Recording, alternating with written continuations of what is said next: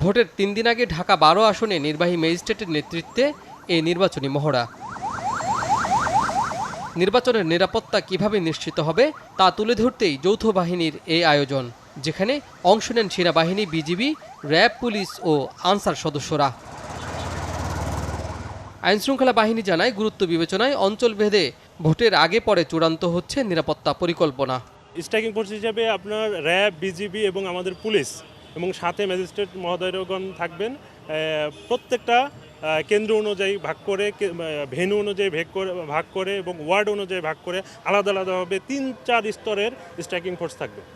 DMP জানায়, রাজধানীর 15টি সংসদীয় আসনের 2131টি ভোট কেন্দ্রে মোট 1614টিকেই ঝুঁকিপূর্ণ চিহ্নিত করা হয়েছে।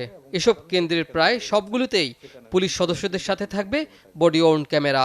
ঢাকা মেট্রোপলিটন এলাকার মধ্যে যে 2131টি ভোট কেন্দ্র রয়েছে, তার মধ্যে 1614টি ভোট কেন্দ্রকে আমরা গুরুত্বপূর্ণ এবং বাকি 517টি ভোট কেন্দ্রকে আমরা সাধারণ হিসাবে ক্যাটাগরাইজ করেছি। গুরুত্বপূর্ণ কেন্দ্রগুলোতে ন্যূনতম পক্ষে 4 জন পুলিশ সদস্য মোতায়েন থাকবে এবং সাধারণ যে ভোট কেন্দ্রগুলো রয়েছে সেখানে ন্যূনতম 3 জন পুলিশ সদস্য মোতায়েন থাকবে। নতুন বাংলাদেশ গড়তে এলো জুলফিকার স্টিল। জুলফিকার স্টিল, ইস্পাত দৃঢ় অঙ্গীকার। এদিকে রংপুর বিভাগীয় কমিশনার কার্যালয়ে মতবিনিময় সভা শেষে স্বরাষ্ট্র উপদেষ্টা জানান, এবার ভোট কারচুপির কোনো শঙ্কা নেই, শান্তিপূর্ণভাবেই অনুষ্ঠিত হবে জাতীয় নির্বাচন। ভোট কারচুপির কোনো ধরনের শঙ্কা নাই। আপনারা হেল্প করবেন, কোথাও যদি কোনো রকম কারচুপি হয় সাথে সাথে জানাবেন, আমরা সাথে সাথে অ্যাকশন নেব। এই জায়গায় এই রকম ব্যবস্থা নেওয়ার ওই ধরনের প্রস্তুতি আমাদের নেওয়া হয়েছে।